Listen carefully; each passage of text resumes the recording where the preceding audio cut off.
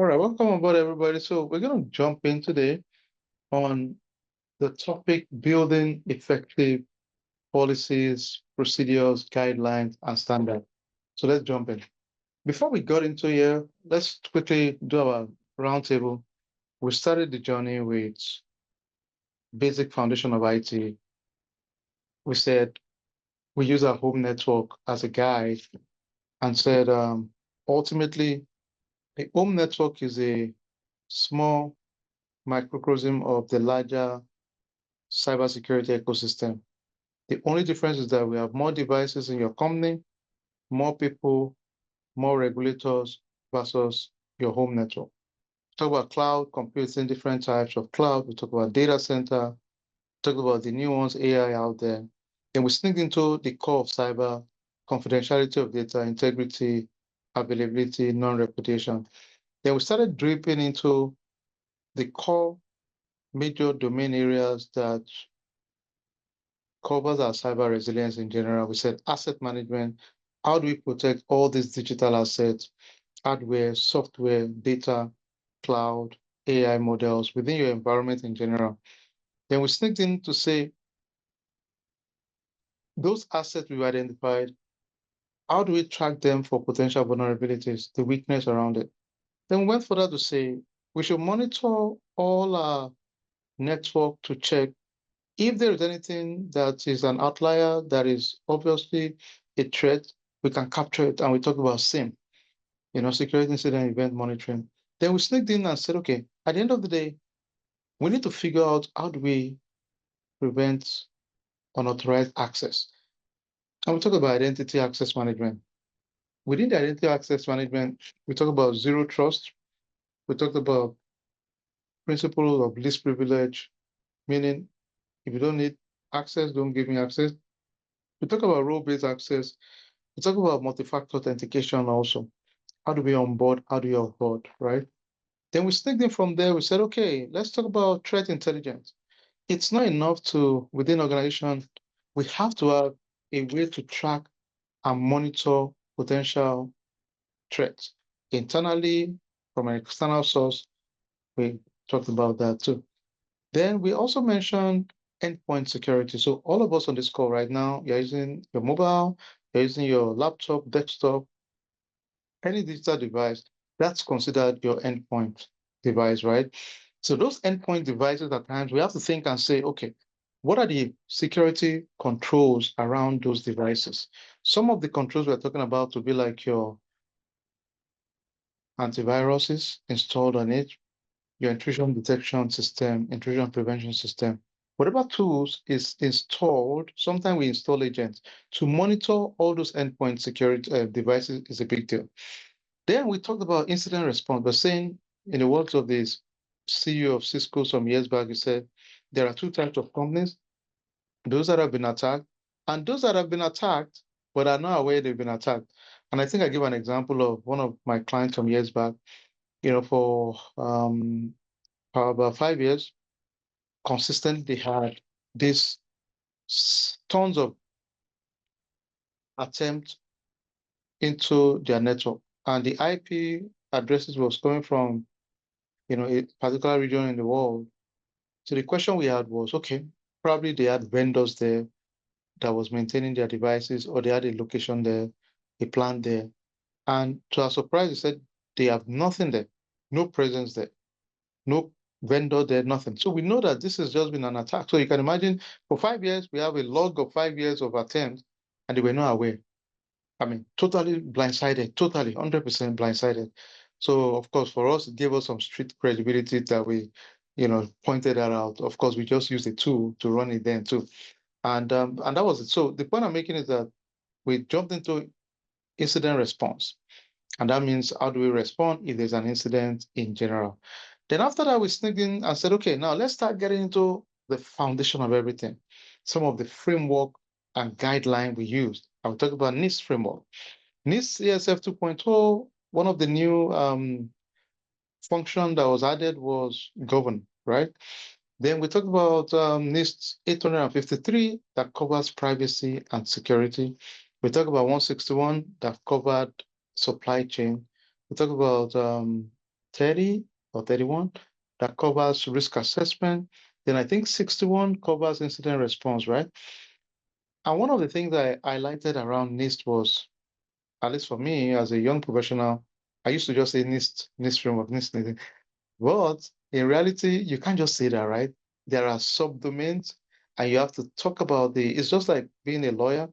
You talk about specific laws, and you talk about the section and subsection. The same thing when you talk about NIST, because it has so many different framework in NIST.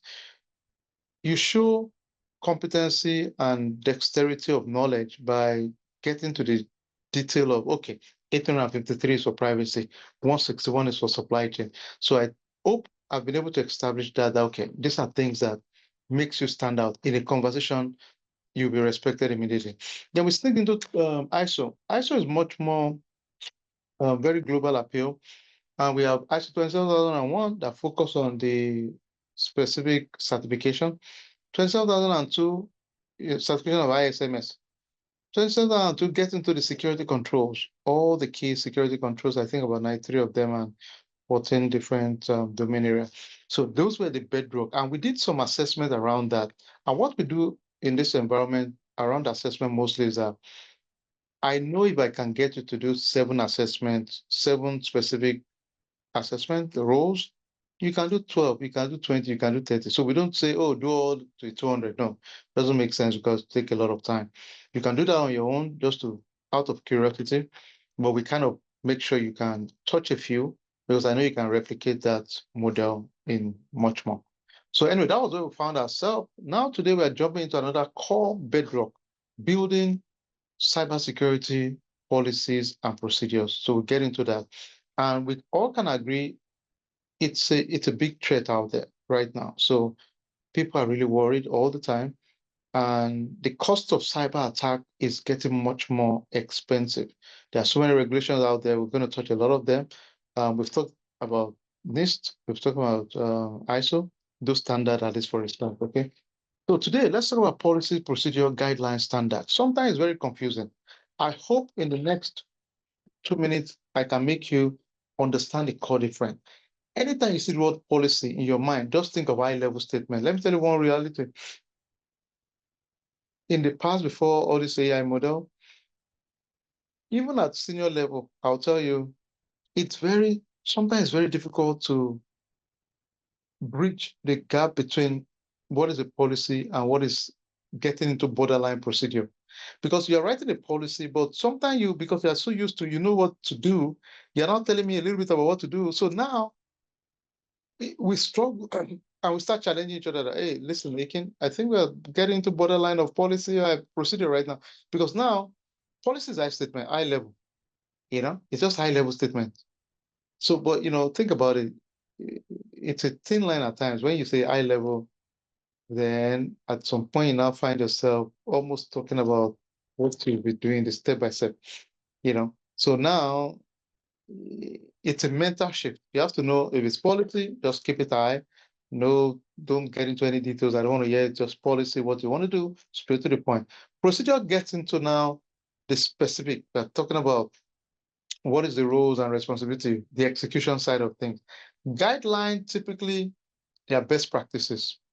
They are not mandatory. You don't have to follow those guidelines, right? Standards, on the other hand, they are mostly driven by some kind of regulatory requirement. So you can't just say, well, I'm not going to follow this standard, really, because regulators will come after you if you don't follow those basic standards. A good example, encryption would have some standard. They might say, well, we use 256, 128, what those are things that they are like industry standard we typically follow. Except you build your standard that is better than industry with specific peer review that shows it's better, then it's hard to wing it. But anyway, we'll start getting into much more detail. So what are the key things from an information security policy framework in general? We're going to come back to the CIA, right? Because at the end of the day, we're looking, why do we need to have a framework around it? Of course, the confidentiality, the integrity, the availability, that's really, at the end of the day, for cybersecurity, information security, those are the kind of bedrock for us in the first place, right? So in general, we're starting with, okay, a risk assessment to check for, and don't worry, this is a different topic entirely, but we're checking for what is the critical asset when we do a risk assessment in general. We're assessing risk. So if I come to your house now, I'm doing a risk assessment on your home network. Number one, I'm looking at what critical devices do you have. I'm looking at what are the threats and vulnerabilities that can be applicable to these your devices that you have or this asset you have in my mind. So you can use different framework to do those assessments as a whole. Then we can ask, in our case now, what are the key things when you're building a policy, the key cycles in building a policy? Number one, you think about it. In my case, when we build policy, everything is going to be a draft, right? It's a draft until it's approved by your executive. So whatever you do is still a draft. Nobody's going to say, oh, this is it. No. Then we have to have multiple stakeholder review. Now, this part of it is a little bit clumsy. You have to have a process to make sure, okay, how do we ensure you can bring everybody on board to agree, and review. This is never wait for you to finish everything before you get people to start reviewing and give you feedback. I think it will be a mistake. Because what will happen is that you put so much work and bandwidth into this, and you realize there's so many gaps ahead of time. It's better you push it to everybody. Hey, this is draft one. We're working on this. Guys, give us your comment now. Don't wait for, you're thinking of final approval and you're now getting feedback. No, that's not going to work. So make sure you're pushing it out. As you're working on it, everybody's involved upfront. You're not waiting for any miracle at that point. You want everybody to be involved. Let's deal with this right now. And if you have questions, comments, bring it now. We're not waiting for later. Then, of course, by the time you get to certain draft version, everybody in your team has already agreed. They're just pushing it for executive approval, your leadership approval. Then, of course, there are triggers for revision naturally, right? If you're building your policy, we know yearly we have to review, annually, right? Sometimes there are triggers that pushes for a review. For example, if there was a major security breach, that might trigger a review. If there is a significant regulatory changes or audit finding, that could be. If there is a major technology revolution, for example, AI or remote workforce or a natural or global crisis, COVID, right? Most people are working from home. So that might change or trigger a need to change a policy in general. So there could be so many reasons why policies are changed, right? Then implementation of a policy. Now let's pause.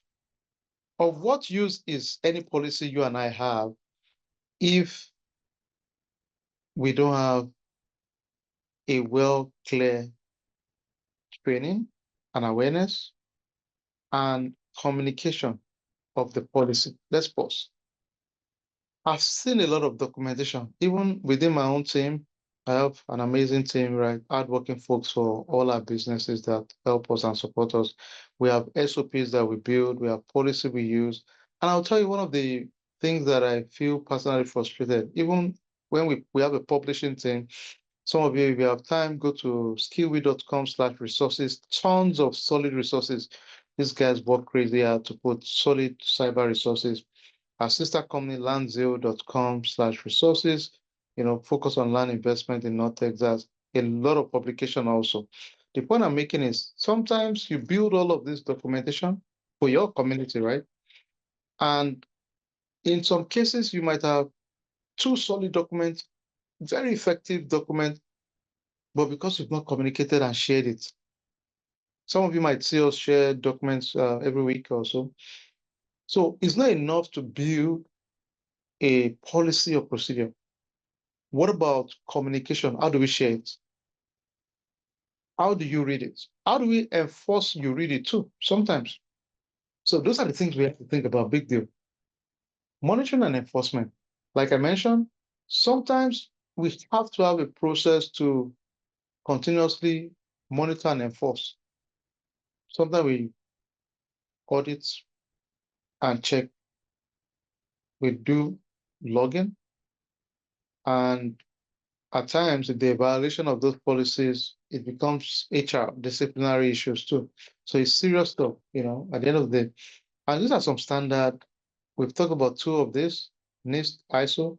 SOC 2 PCI DSS, we'll talk about that down the road. I'll skip this. We've talked about NIST already. These are the structure around NIST and around ISO. These are just some of these controls around ISO. So it means, let me tell you the nice thing, it means with all of this, we would have technically, think about it, every one of these areas, likely we would have some policies relevant to them.